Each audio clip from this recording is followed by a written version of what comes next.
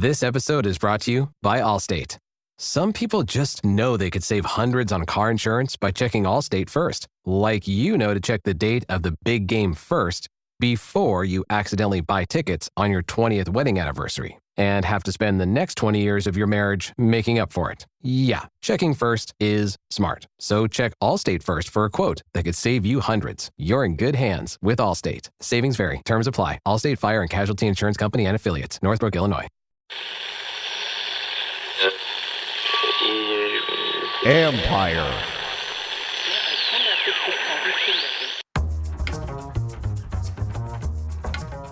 Hey, babies. Hey, babies. Hi, everyone. I'm heading to Detroit today. Hi, everyone. Can't wait. It's going to be a good one. Have you ever been so excited to go to Detroit in the middle of January? Nope. Survey says no. No. So this could be, if they win, first time in 32 years that they've made the championship game, which would be the longest streak in the NFC. It is currently tied for the longest streak across the board. They would own it solely if they lose Saturday. It's 32 for Miami and Cleveland, but theirs includes not making it this year. So Washington has the longest current running streak of not going this far in the playoffs in the NFL, and it can end tomorrow. So I'm just a touch excited about that. I think as the week has gone on, and I kind of knew this was going to happen, that we thought on Monday things were going to be closer than the spread indicated. But after really looking at them and looking at us, I don't know, like this one feels cooler only because we've looked at both sides of the argument now ad nauseum for the last 5 days, it seems. And it just seems like there's way more than a puncher's chance that we could see something special happen tomorrow. Oh, way more than that. I mean, I would put it this way. I am fully in belief that it can happen. This would be an upset. And the more I look at it, less of an all-time upset and more of, I don't know, man, like this team hasn't lost by that many points since week 1. So that's a lot. And I totally respect what Detroit is, what they've built, and what their offense is. It's historically great. But defensively, they are missing too many people, giving up too many points, giving up too many yards. If you want to feel good about Washington's chances, go watch the 49ers game again from 2 weeks ago, where they walked up and down the field on them with huge open spaces, specifically to a tight end. I'm looking at this going, I know we're going to score. We've been held under 20 points twice the whole year. This is a defense that's marginalized. We're going to score on them. It's just a matter of whether it's going to be enough. That's all. And so, there are a few pathways here that are more than reasonable. So I believe. And then, I get to talk to Dan Quinn, Fridays, Thursday this week, typically, 2 days before we travel, as for the purpose of the broadcast. And I've mentioned this before, and I don't reveal here what he tells me in general, unless it's something that I can disseminate, but it's to help me, just be prepared for what I'm about to see. And I appreciate that he takes the time to do it. And I'm telling you, this is one of the first times I've ever walked out of one of those going, I think we're going to win. Just after what he said to me, the way he said it, the reasons behind it, I do. And he realizes how good they are too. He wasn't underselling that, or he wasn't suggesting that they're not as good as they are. He just knows what this team is. He knows what the pathway to beating them is, and he's got a vision for it. And I could hear it, feel it, see it, and I believe it.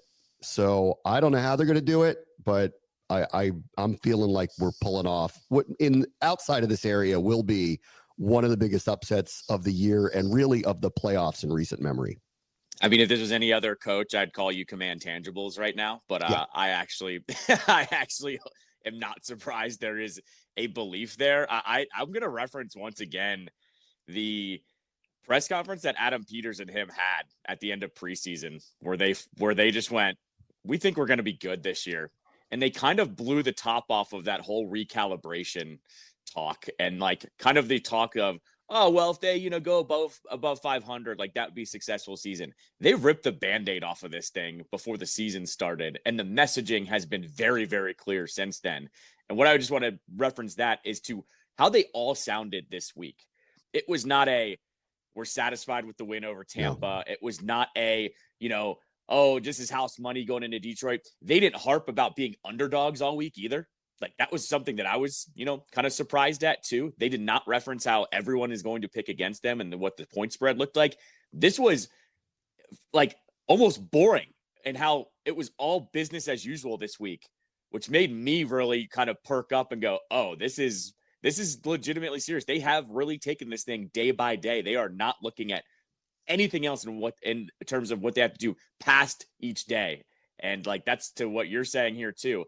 I've been really surprised with the messaging. By the way, both teams I think have been great this week in terms of not saying any kind of stupid things to give the other team motivation. I saw yesterday an LA player said he hates Eagles fans, and like that started off with them now. And like, there's been none of that between these two teams. So it's gonna be a slobber knocker. They this started early. It was after the Cincinnati game. I remember, I'll never forget this. And I said to him in the locker room after the game on the air, I said to him, you're going to get a lot of attention now around the league because of what they did. And the first thing out of his mouth was, don't get on the roller coaster. It goes up and down, just stay like, we're very happy about what happened. This is really exciting.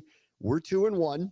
Relax. Like we got a long way to go. And then I told you, it was the week after that Arizona game that proved it to me. That's when I started going, because they went short week out west, never came home, played their best game of the season, kept their head down the whole time. First time they had received any real kind of publicity nationally. And I was like, that's the point where I knew. I go, all right. Like they've got this thing locked down in a way that few teams do. They always say it's about us, keep it in the building. It's about the brotherhood. Don't do anything to hurt the team. They proved it right then and there. And then the season started to go this way. So I'm not surprised that like this week felt very businesslike. I said this to you a couple of weeks ago. I go, they don't want to hear award season. Like when they had won 12 games and they're breaking these records, they don't want to hear it. They're like, we're not ready for the standing ovation yet. They don't feel like the story's done being written, which is another reason why I believe. Like, I don't like, they very easily could lose. This is a really, really good team that they're playing. It would be an upset if they knocked them off. They've had a bye. This is a short week for Washington. They have one of the top 5 scoring offenses ever. So like, this is going to be an upset if they pull it off, but not to the degree that Vegas listed it. And if we're in a 1-score game with these guys in the fourth quarter, I know who's going to be feeling it. It's not going to be the guys wearing burgundy and gold. It isn't. And I just want to see, like, I haven't seen them get shook once this year. There's one period of time, fourth quarter Philadelphia, where they needed a bye really bad, and it spiraled on them for like a 5-minute period. Name the other time that's happened. They've lost games, but that's the only one where things got weird. I just do not expect weird at all. I feel like they're going to stand in there. They're going to take the punches. They're going to deliver some back. And in the end, if we're in round 10 and we got the ball, we're going to deliver a knockout punch. I already know it. I know it. There's not been a team in my entire life across maybe the 2019 Nationals. 2019 Nationals will take this, where I have said, give me the smoke. Like, give me whatever you got. Throw it against the wall. I've all the faith in the world that the team is going to bounce back. And you and I talk about those 2019 Nationals, like the Nats might win and run another World Series one day. It's never going to happen like that one was. No way. Where they were down in every single elimination game against opponents they were supposed to lose to and came back to. It's the same exact thing with this one, except that we have the Terminator now at quarterback that shows no emotion, that is going, cool, I have the ball back, that's pulse doesn't change, and just surgically goes down the field every single time. Other than those Nationals, this is the only team in my life that I literally just go, give me the smoke. Like, give me a 1-possession game every time we have the guy that can actually turn it around. I'll get into the game in a second, but I do want to mention this because apparently Cliff Kingsbury is not going to take head coaching interviews. He's been requested by at least a couple of teams. I'm not surprised. And he's holding off.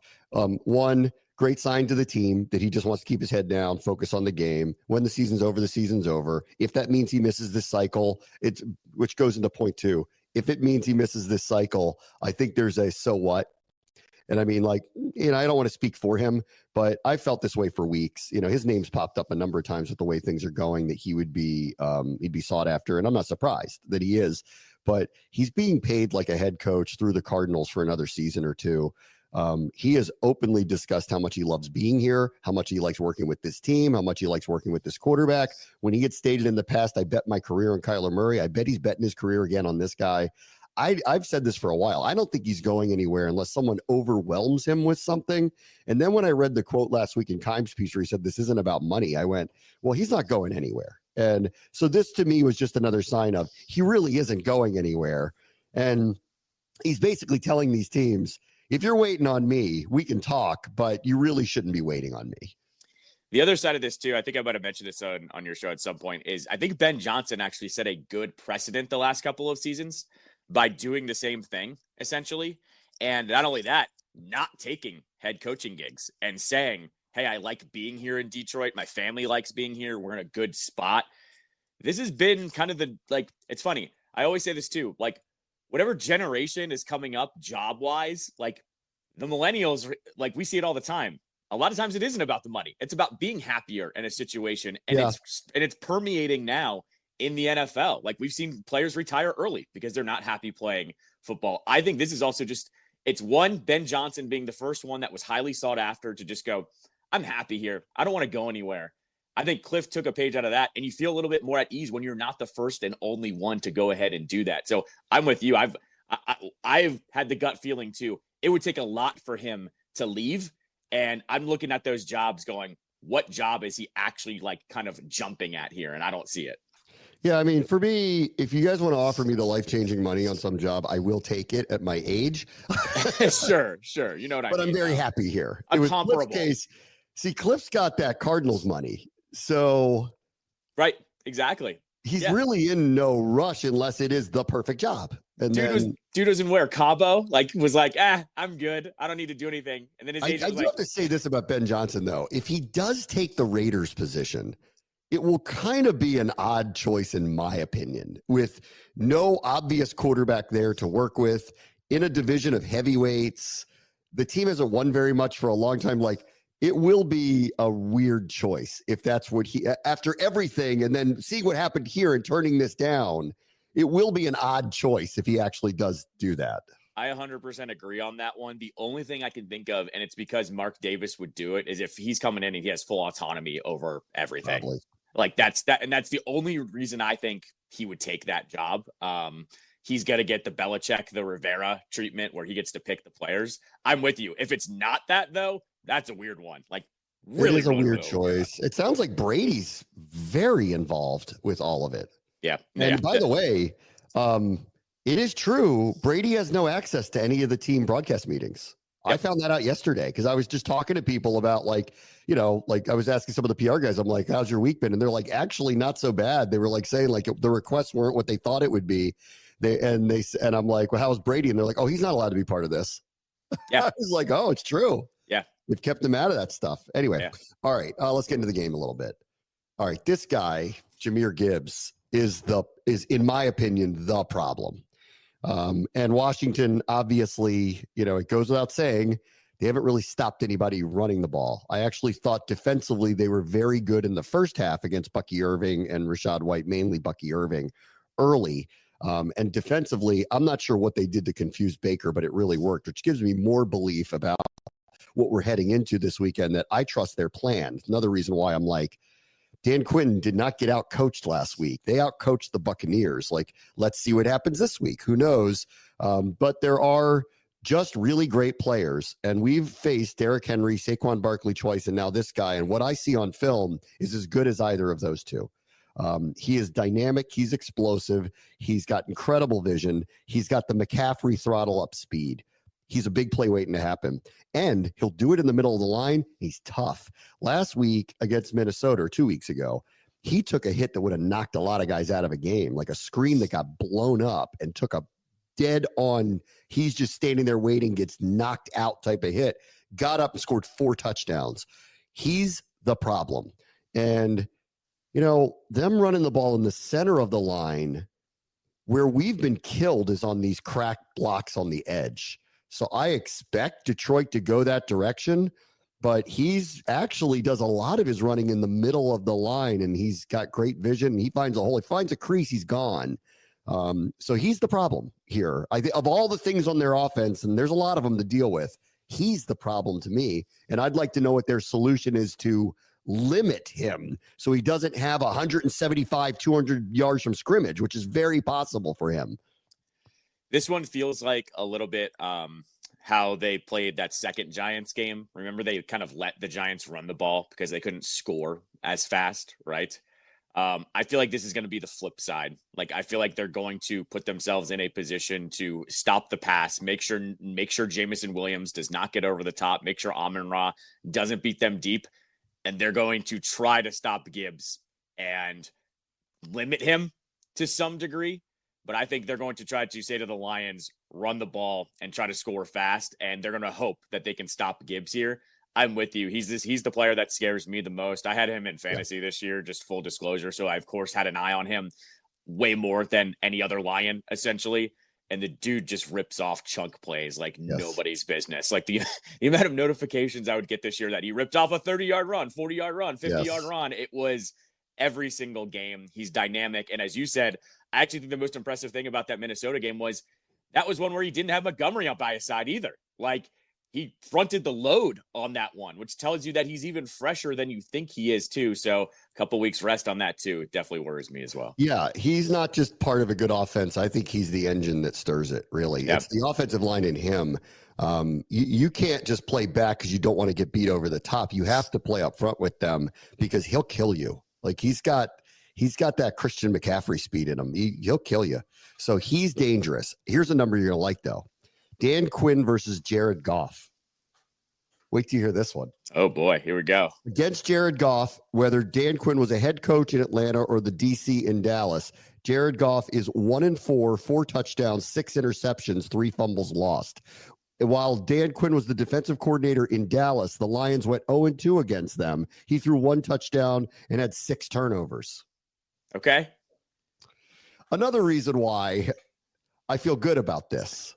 Like, I forgot. They beat them twice. Now, granted, it's a different team. That's Dallas, and that was Dallas's 12-win teams. But guess what we were this year? 12-win team. Yeah, right. So, and those Dallas teams got a lot of turnovers. Yeah, that's what I was going to say. This one doesn't. Yeah. To which I will say this, and he said it to me. 2 turnovers are necessary. I agree. They can't have the ball 12 times and not turn it over twice. They're going to score too much. Yeah. Like, that's the issue here. I know they're going to score. I know we're going to score. Are we going to score enough and as quickly as we need to? Because if you do go back to that 49ers game, the Niners walked down the field on them. It was no resistance. Walk down the field, walk down the field, walk down the field. Their kicker had a terrible day. He missed like 3-4 kicks. Still, walk down the field, no problem on them. But the Lions score so fast, if you don't turn them over, you're in a track meet with them. And I don't know if we can win a track meet. We haven't been in one. We haven't been in one where you've got to score 42 to win. We haven't had that yet. And they've won every other possible way. They haven't won that way yet. And I don't think this coaching staff wants it to be that way. They're describing a game plan that has a couple of turnovers, maybe controls the ball like they did against Tampa, tries to switch things up defensively so it fools them at least enough like they did with Tampa early, maybe gets a couple of punts out of them, and then all of a sudden the game's just close and we're not going back and forth playing tennis. And that's what I think is the concern here against them. No, 100%. I think the closest thing they had to a track meet was the end of the Eagles game. I think that was about as close as the second Eagles game, of course. I think that was about as close as it's been, where we kind of looked at the clock, looked at the score, and said, you got to score on every drive here from here on out if you want a chance. And they did it. To do it for an entire game, I don't know if that's plausible or possible. The one thing I will say here, though, is when have you seen this defense fall apart like that? Like, one of the best parts about this defense is they have really been bend, don't break, or when they break at the beginning, they are very good at adjustments on cleaning things up and settling down. Like, that is probably my favorite part about this, because we've watched it for way too long with Rivera and Gruden and even a little bit in Shanahan, where when the defense would fall apart, it would fall apart and burn to the ground, right? This defense has been very good at staying medium, so to speak. Give up a bad touchdown, all right, bounce back. Don't let it snowball on you. And that's one thing that I'm hopeful in this matchup, that whatever they see, they can hopefully slow down. I hope they're going to be a hurdle that they can't actually go in a track meet for. This is also a week where the run game should show up. I'm asking, will it show up for the Commanders? I think it should. Detroit is marginalized, especially up front. They're missing a lot of primary players. They're still extremely competitive. They still play very aggressively, but they just don't have the personnel that they had earlier in the year. And therefore, go look at their numbers down the stretch of the season. Before the Minnesota game, the 3 previous games, they were giving up 428 yards a game, 32 points per game. Extrapolated over the course of the season, that would be the worst defense in the NFL, the most prolifically scored against defense in the NFL. Now, I don't think they're that bad, but they're just missing a lot of people. And therefore, sorry, not sorry, you have to take advantage of this stuff. And this is the week, whether it's B-Rob, Eckler, McNichols. A lot of people were asking me, would Rodriguez get called up? I don't think so, because I don't know who would be inactive then. Like, I don't know who would be inactive. I'm open to being surprised about that, but who would then be inactive? So, but this is a game where we need B-Rob get his head back on straight. I don't know any other way to put it. Like, this guy's better than what he's put on the field the last few weeks. I'm not asking him to be Jahmyr Gibbs. I'm asking him to be that guy that we saw earlier this season, where he's putting his head down. He is punishing people. I remember, as Chris Cooley used to call it, he hits a lot of singles and doubles. He's not even hitting those anymore. Like, it's time for him to put whatever behind him and get out there and be the guy that he is going to be, because no matter what, they're going to give him the ball. They're not going to stop running it. They determined, we saw this last week. I thought the quote from Cliff Kingsbury was hilarious, where he was like, now that I work for Dan Quinn, I now know that my better judgment is being tested here. Because in the past, when the run game wasn't working, I'd just air it out. Yep. And he's basically telling me, do not do that. And last week, the stat of the year was they had the ball for 35 minutes and didn't run the ball effectively. They ran the ball 33 times for 82 yards, but had the ball for 35 minutes. They couldn't run the ball, but held time of possession. It's really nuts. This week's different. That is a really good run defense they faced. This is not. They have an opportunity here. I don't know what we got to do to get B-Rob to wake up and be the player that he was 8-9 weeks ago, but he's got to show up for them. And if he does, it'll be another reason why I think they're going to win. If they're going to have long, extended drives, and that goes back to a good, solid 4 to 5 yard per carry run game, 2nd and 5s, 3rd and 2s. We know what 5 does in 3rd and 2s. Good luck stopping us. That might as well be our tush push. You can't stop that. No matter what, we'll move the chains. He'll either make the play that's supposed to be there, or he'll just run and get it. We know that. We need B-Rob and Eckler to show up and be the players that I'm not worried about Eckler. I am worried about Robinson. He needs to be better. He needs to be the guy that he was earlier in the year. And if he is that, then we got a real shot to knock these guys off. I would almost err on the side of caution a little bit more. Like, I would explore starting Eckler in this one. And even saying to B-Rob, don't worry, you're going to get your carries, but we need you to see the field here for a little bit, because I can't wait anymore for him to get it going. If he has 3 or 4 bad carries again, how do you really kind of quote unquote waste the plays at this point? Unless you're up in the 4th quarter and you want to use him as, the sledgehammer. I'm fine with that. But I'm kind of past it at this point. We have over a month sample size now that he is not right. And I don't know what it is. Don't know if he's banged up. Don't know if he's just not comfortable in this offense at the moment. But I don't know. If he's not getting it going by the 1st quarter, it should be a lot of Eckler and whoever is backing up, on Saturday. McNichols. So yeah, I mean, give me a lot of Eckler and McNichols, and then if you want to wrinkle it in with a 3rd and 1 and throw him in there and say be the sledgehammer, fine. But I'm kind of at the point now where I think you have a better chance to, as you say, hit the singles and hit the doubles with those two than it is with him at this point. I'm hoping, because I don't know what's going on there, and I just want to see him be better. So we'll see. Let's see. Who doesn't pull off the fourth downs? I mean, so Washington went famously 20 of 23 on fourth downs, which was best in the NFL this year, most ever in their franchise's history to single season conversions. They then went 3 for 5 last week because, as they said, they were going to be bold. And then Dan Quinn qualified that the following week. It went, we're bold, not reckless. Here's the difference. Okay. They're playing the team that is both bold and reckless. And here's the other thing that's going to happen in that stadium. If they go for a 4th and 8 at the 50 in a tie game, their fans may not be on board with that because their scars in recent years are decisions like that have come back to haunt them. One of those 2 Dallas games that the Lions lost, it was just regular season, was a crazy decision at the end of a game where people were like, I don't know, man. In the NFC Championship a year ago, they were up 24-7 at halftime, and there was a crazy decision in the second half. We made fun of this for 2 years.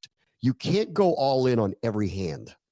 They do that. So I agree with Quinn's bold but not reckless. I actually thought one of the ones they did a week ago, Washington, was a little reckless. The one in the fourth quarter before they got the fumble, where they had 1st and goal at the 1 but went backwards and had 4th and goal at the 4, I just would have said, you know what? Just kick the field goal. Take the points at this, because the game was close. I'm like, I'll trust my offense again. Take the points. They didn't. It blew up. Fortunately, the gods decided to hand them a turnover and allow them the opportunity to take the lead again. Will Detroit, it's going to be actually interesting either way. If they're in a 4th and 3 at the 20 and they don't go for it, Detroit, their fans are going to think that's weird. And if they do go for a 4th and 9 at their own 35, people are going to be like, oh my God, here it happens again. That's right. So their reckless reputation may haunt them in a game like this. We expect our team to go for 4th downs. Few of them have been, I think, where you're like, I can't believe they went for that. Many of the ones that Detroit's done in the past have been all right, man, take it easy, dude. I appreciate how confident you are in your team, but come on now. So are we going to have 1 or 2 of those in this game? And who doesn't pull that off could be a difference too. Shout out to the NFL. They had an Instagram post yesterday where it was Quinn up against Campbell, like face to face. And they said, and it was I think it was like 15 slides of both teams going for it on 4th down this season. And they said, which Danalytics will win? Danalytics. Danalytics is something you should probably steal on that one, but I'm going to steal Danalytics. That's pretty good. It couldn't be more correct. Both of these teams are just bold as hell. By the way, they both look like alternate like cousins or something. They are like, they do. It's very, it reminded me of how like Bruce Boudreaux and Barry Trotz, they look like a good and an evil version of each other. They kind of remind me of the same cloth that way a little bit. Probably something to do with them all being older, kind of a little bit bigger white dudes that are bald. I think this is a little more Clark Griswold and Cousin Eddie, a little bit. I mean, a little bit of that. A little bit of that. Yeah. But yeah, when it comes to them being bold, you and I have talked about it for 2 years now. Like that is what bites them in the ass, essentially, is he goes for it. And that's their identity. But if it's your identity and you're living and dying by it in the playoffs, good luck with that. Like, you know how this works. So being reckless like that comes back to, to bite you in the end. And so I don't know. That's what I'm thinking it hinges on. And if we're saying 2 turnovers, are we counting turnover on downs? Because I feel like we're going to get a bunch of that, happening on Saturday night to both sides of the ball. Could be. All right. Wish us luck. We'll be right back. Bram Buster Show, ESPN 630, the Sports Capital.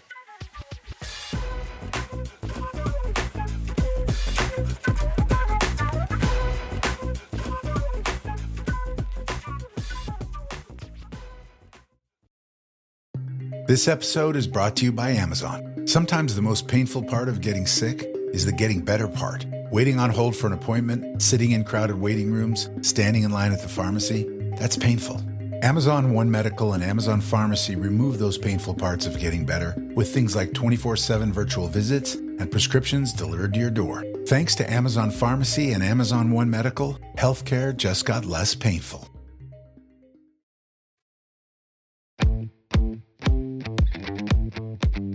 All right, welcome back. Finally, I have seen something in next year's schedule that makes me happy. So they designate the new thing is they designate who will host the international games without saying who the opponent will be yet. I guess they wait for the schedule makers to make that. We're not going to London. We're not going to Germany because the Germany home game is the Colts, and Washington doesn't have the Colts on their schedule. But they did designate the Dolphins as the home team in Madrid, Spain. It would be a first game in Madrid, Spain. And guess who has a road game in Miami next year? Ye olde Commanders. It's not the one I would have wanted to give up the most, going to South Florida. However, I've been pining for one of these for a while. I forgot about this one part of this little thing, which is teams can invest in like land areas around the world internationally. And apparently our team hasn't done a lot of that yet, which is why some of these teams are allotted this stuff. The Eagles are probably going to be the first game in Australia when that happens. Yep. I don't remember what happened in South America. One of the two or both were like kind of invested as the team of Brazil type of thing. And I think in Germany, some of these teams have kind of done that. The Patriots did, and therefore why they went there a couple of years ago. We haven't really done that, which is part of the story, I think, why we haven't gone. But we got a pretty good shot here. They don't typically do division games, so that eliminates a couple of their home game, 3 of their home games from being it. So we got like a 1 in 4 or 5 chance. And I got to look and see anybody else that's going overseas. Like if they're playing the Colts at home, they're not going to make the Colts go to Germany and Madrid. So right. I got to see. It's probably like a 1 in 3 shot that we're the team that goes to Spain next fall. Once again, number 5 is going to be the guy that the NFL wants to push next year too, whether anyone likes it or not. All I know is if you want to, push the game, I'm putting that guy overseas. So yeah.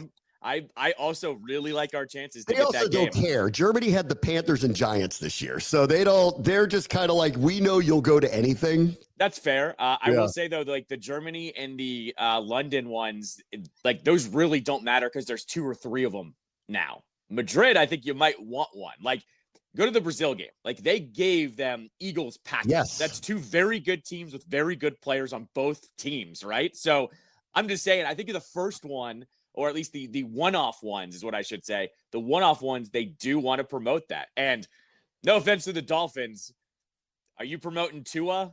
Do they even have Tyreek next year? We don't even know. So I'm just saying they need to pair them with someone a little bit better, I think. I'm pumped, man. I feel like it's going to be us. I don't know why. I just do. I'm excited. So we'll see. We'll see if we end up going to Spain next year. All right, let's get to the other playoff games. The Chiefs won by 8+ points 4 times this year. That's not a lot for a team that won 15 games. Yet the spread's bigger than that this weekend as they take on the Texans, which kind of tells me that Vegas really doesn't like Houston. I mean, it's not like the Chiefs are doing that to anybody. And I'm just going to listen to Vegas on this one. I'll put it this way. Nothing screams an upset about this. Will the Chiefs just kind of get by again? Maybe. There is, I recognize, I thought Houston played very well, specifically defensively a week ago. And I don't want to I don't want to push over that. I'm not calling it a bye week either. Like I don't want to brush over that. I thought the Chargers would beat them because they're very up and down on offense. And I think that's probably the part that's got me here. Chiefs off a bye. So not unlike with the Lions, you're going to expect a couple of things you didn't see before. Like that's another thing with the Commanders and Lions. These guys run a lot of trick plays, hook and ladders, fake punts, throw to the tackle, all this crazy stuff. They've had a week to think about that stuff. And so I expect 1 or 2 of those to pop up that we haven't seen yet during the game. If I'm Houston, I'd probably feel the same way here. Expect the unexpected. You're going to get a couple of trick plays. I don't see any reason. I really just don't see a path for Houston because I don't think their offense is consistent enough. And the Chiefs' defense is the reason why their record is what it is, not their offense this year. So give me Kansas City to win 23-13.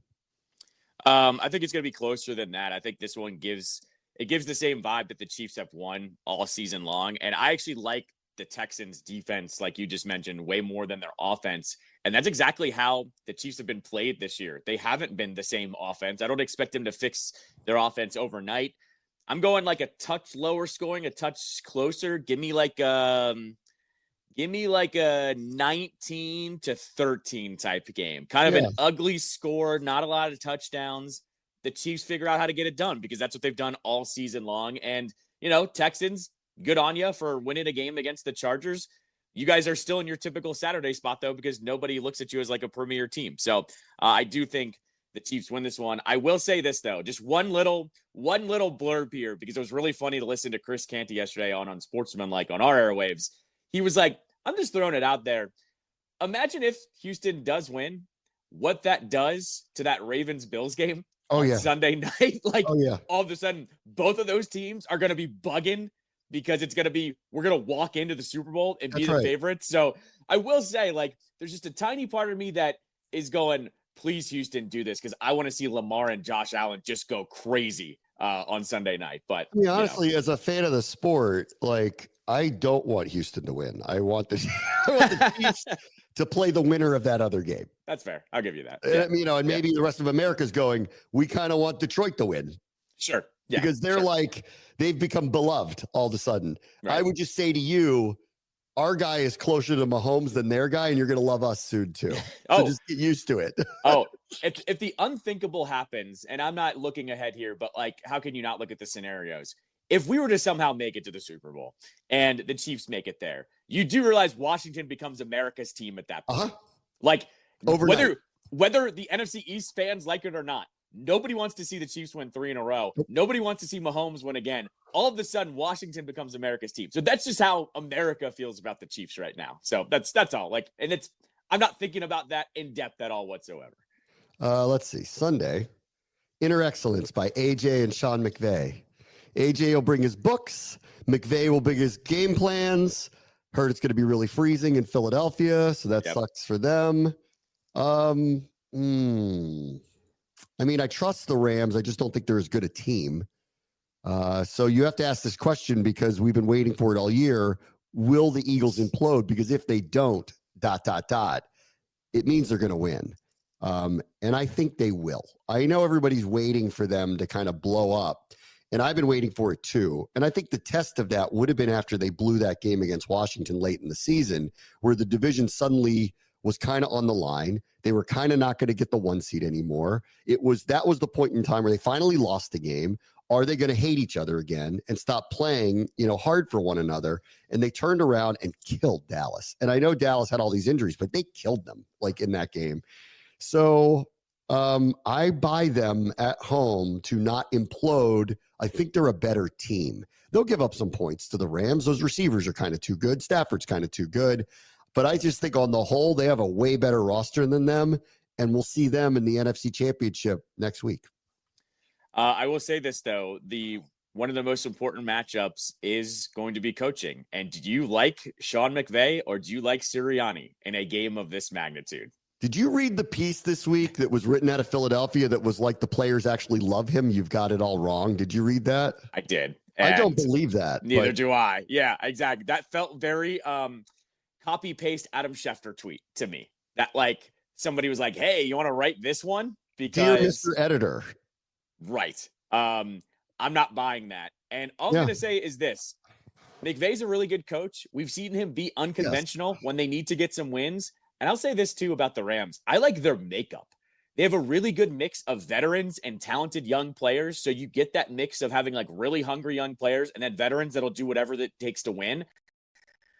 Don't be surprised if this is really close for 3 quarters and then we see what happens, because the Eagles, once again, their game plan just defaults to, it's a close game in the 4th quarter. Give the ball to Saquon. I'm just saying, I got a funny feeling about this one, that the Rams are going to take this to the wire, and we'll see what happens at the end. I like LA's makeup. That's all I'm saying. I think the Eagles win, but I like LA a lot. In this game. I think this is going to be like the first Commanders matchup, where that young defense, it breaks late. Yep. That it's a tidal wave. The field gets tilted. It's too much Saquon in that offensive line. 28-17 Philly. Give me 2017 Philly. But same question here. Will they fire Nick Sirianni if they lose? I think it depends how, if they lose. It depends how they lose. Blown out, they will. But if it's some unthinkable outcome, sure. But I don't know. Yeah. I don't know. Maybe. All right. And then Sunday night, MVPs meet. Oh boy, this is game of the weekend. Well, we might have it, but like this is the one I think the rest of the country's going. Show me who the real MVP is. Yep. Freezing cold Buffalo, jumping through fire tables. Baltimore in the playoffs, Buffalo in the playoffs. Both have had big wins. Both haven't had legacy-defining moments yet. The closest thing that Allen's had was the crazy game with Kansas City a couple years ago that went back and forth, where they scored like 28 points in the final 2 minutes, and then they changed the overtime rule because the Chiefs got the ball once and the Bills didn't get it, and we all felt unsatisfied by that. The overtime rule changed because of that. Lamar, I think, needs to get to the Super Bowl to try to really shut everybody up about his greatness. He hasn't played in it yet. This is a big moment for both of these guys. It's a big, big, big spot for both of them.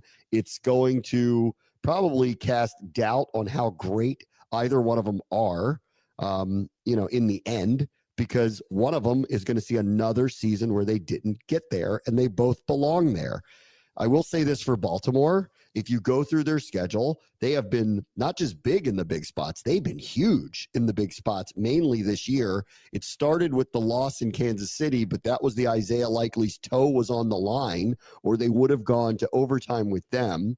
I was looking at their schedule earlier. Let me pop it up real quick because, listen to these. After the 0-2 start, they had a run where they won 5 in a row where they beat the Cowboys with Dak, early in the season. Killed them. They killed the Bills 35-10.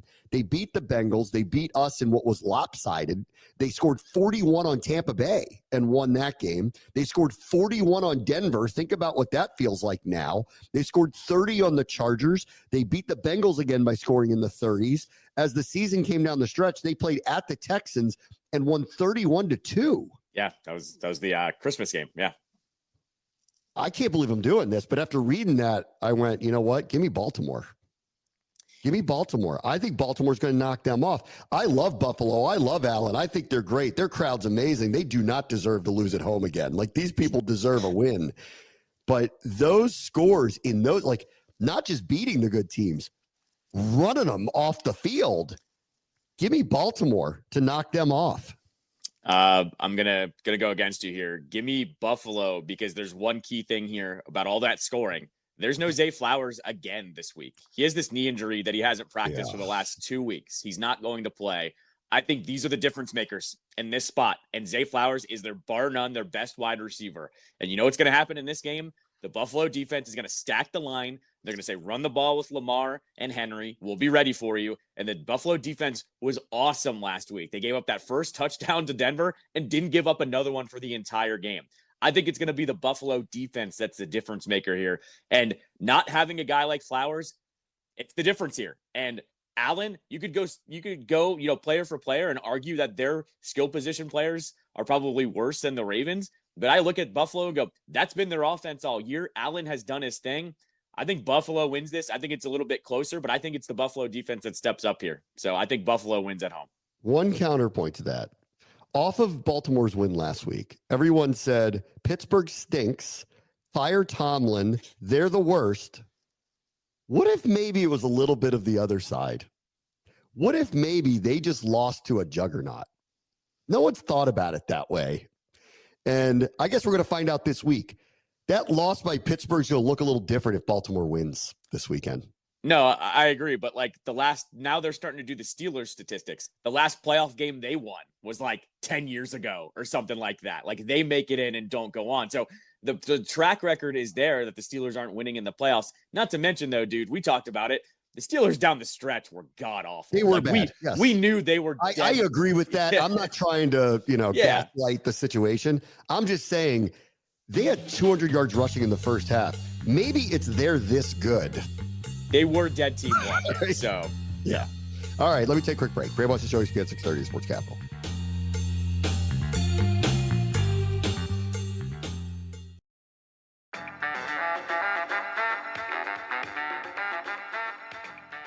Well, we have a few minutes left. I did see today that Al Galdi posted a podcast. Longtime colleague of mine. I worked at 980 with him forever. I love Al. Everybody loves Al. Nobody cannot like Al. Al is one of the hardest workers in our business. I love his professionalism. I love the way that he's very different in the way he presents. He's unique in the way he presents. I love Al. Al's great part of our media ecosystem here.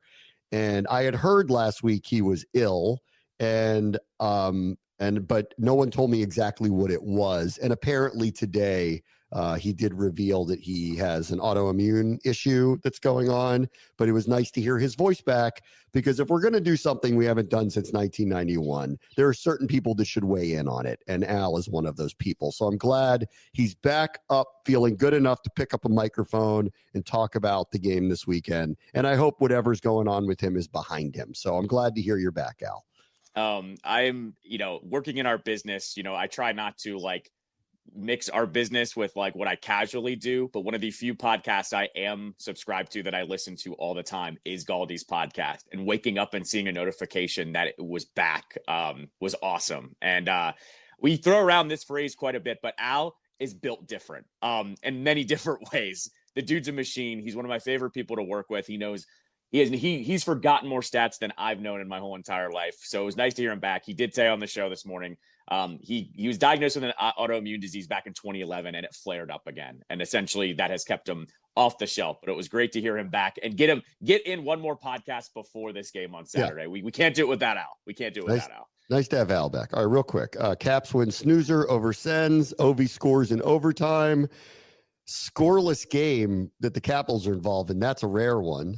I guess the good news is that was Logan Thompson again in net, right? So it's back-to-back shutouts, back-to-back shutouts. Yep. Oh, so all right. The storyline that I've been harping on is, what is Logan Thompson going to do? Handed this first, this number one goaltending gig. No big deal. Back-to-back shutouts. That's all he's done these first two games. And look, the Senators are a pesky team. They have been a pesky team for the Caps a few times over the years. Bad matchup if they make it into the playoffs, because they're very defensive. Obviously what we saw last night. But it was really fun to see Alex Ovechkin just go, give me one shot here. He does it. They win in overtime. And of course, Ovechkin wins it in overtime. So happy to see that one happen. Yep. All right, everybody. Have a great weekend. Oh, I can't wait. Talk to you all on Monday. Bram watch the show, ESPN 630, the Sportcast.